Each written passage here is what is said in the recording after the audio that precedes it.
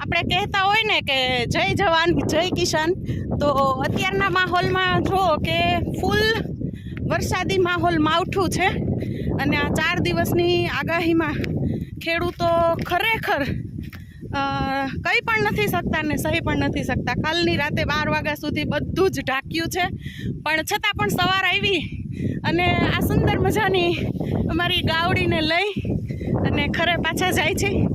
મારી સાથે અમારા સાથીદાર આ સુરક્ષાકર્મી એટલે કે અમારો લાલો એ પણ જોડે છે અને જાય છીએ અમે આ માંડવીના ખરાને ચોખ્ખું કરવા માટે.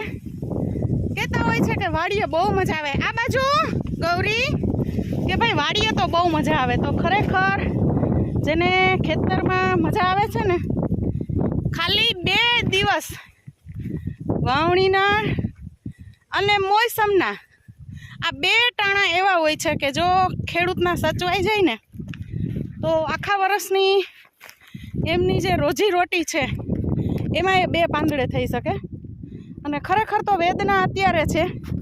ફૂલ પાક બધો પાકી ગયો છે અને ખેતરમાં મોલના ઢગલા છે, પણ લઈ શકાય ને એટલા માણસો નથી, કારણ કે મજૂરની અત્યારે એટલી ઘટ છે.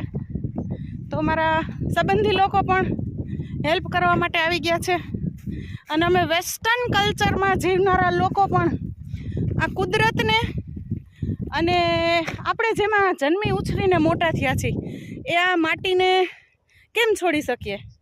તો હું પણ આવી ગઈ છું અને આ આપણે ખેડૂતને રાહત માટેથી ખરે આવી ગયા છીએ અને કરાવશું જેટલું આવડે ને એટલું કામ. જય જવાન જય કિસાન. કેટલું સુંદર વાતાવરણ છે. કાલ સાંજની તકલીફ હતી કે ઓહો બધું પલળી જશે, હાથમાં નહીં આવે. રૂપિયાનો વેડફાટ, મોલ આટલી મહેનતથી લઈને પણ વેચી નહીં શકીએ, કારણ કે પલળી ગયેલી આ બધી વસ્તુઓ કાં તો ભાવ નથી આવતો ને કાં તો એ બગડી જાય છે. તો કંઈક ને કંઈક વેદના પણ સવાર ઉગ્યો અને કુદરતની લીલા તો જો ફરી પાછા હસતા મોઢે એ જ ખેતરમાં કામ કરવા માટે આવી ગયા છીએ. કુદરતની મહેરબાની છે, બાકી આપણા હાથમાં તો કંઈ નથી. ઈશ્વર કરે એ ખરી ખરી.